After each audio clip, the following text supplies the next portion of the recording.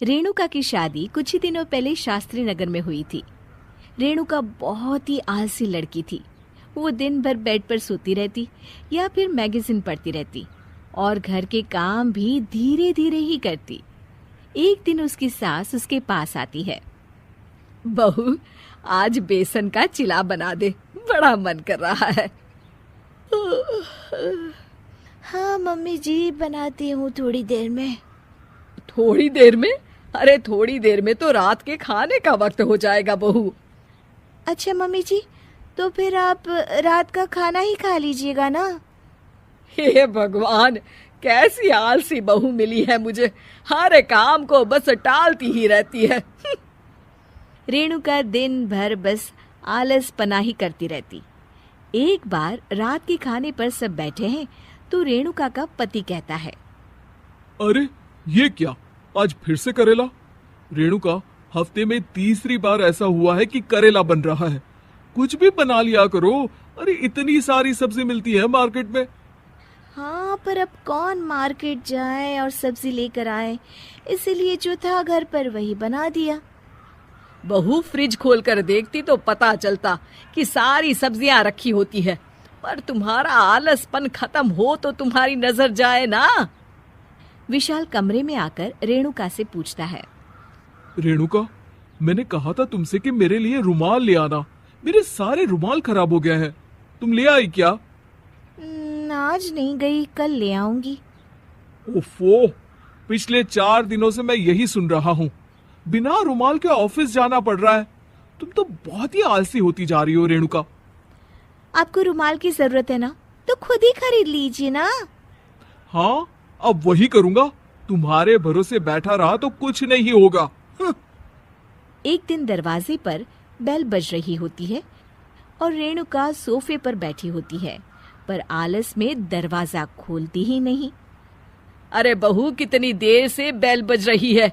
क्या कानों में रुई डालकर बैठी हो जो सुनाई नहीं दे रही बेल? मम्मी जी, अब आप आ ही गई हैं तो आप ही खोल दीजिए ना दरवाजा। क्यों मुझे ताना मारकर और देर कर रही हैं? अरे वाह, उल्टा चोर को तवाल को डांटे। सास दरवाजा खोलती है तो उसकी पड़ोसन दरवाजे पर खड़ी होती है। दरवाजा खोलने में इतनी देर क्यों हो गई? सब सो गए थे क्या? और ये भी कोई वक्त है क्या सोने का? हाँ? अरे नहीं नहीं, ऐसी कोई बात नहीं है। आइए आइए, आप लोग अंदर आइए। ओफो, इन सबको भी अभी आना था। अब मम्मी जी लगा देंगी मेरी ड्यूटी किचन में। बहू पकोड़े तल दे, बहू चाय बना दे। अरे बहू, सो गई क्या? कब से आवाज दे रही हूँ, जा चाय बना कर लिया। हाँ मम्मी जी, अभी जाती हूँ थोड़ी देर में। सास रेणुका को आंख दिखाती है। मतलब थोड़ी ही देर लगेगी चाय बनाने में, अभी ले आती हूँ, बस झटपट। रेणुका रसोई में जाती है और इसी आलसीपन में वो चीनी की जगह नमक डाल देती है। जैसे ही सब चाय का घूंट भरते हैं, चाय थूक देते हैं। थू थू थू थू, ये कैसी चाय बनाई है तूने रेणुका? इसमें तो सारा नमक भरा है। हाँ, और ये पकोड़े, इसमें इतनी मिर्च है कि मेरी तो हालत ही खराब हो गई खाकर। और रेणु जी, आपकी खातिरदारी में पहले तो कभी कोई कमी नहीं रहती थी, पर जब से आपकी ये बहू आई है ना, मामला कुछ गड़बड़ा सा गया है।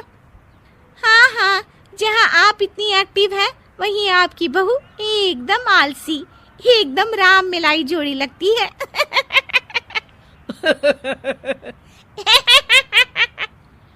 अच्छा जी, चलते हैं अब। नमक वाली चाय पिलाने के लिए बहुत बहुत शुक्रिया। सब वहां से चले जाते हैं। अरे तूने तो मेरी नाक ही कटा दी बहू। वे लोग क्या सोच रहे होंगे मेरे बारे में? मम्मी जी, मैंने तो शक्कर ही डाली थी, पता नहीं नमक कैसे बन गई शक्कर। शक्कर नमक नहीं बना बहू रानी, तुम्हारा ये जो आलसपना है ना, ये उसी का नतीजा है। सॉरी मम्मी जी, अब मैं ये आलसपन छोड़कर सारे काम अच्छे से मन लगाकर करूंगी।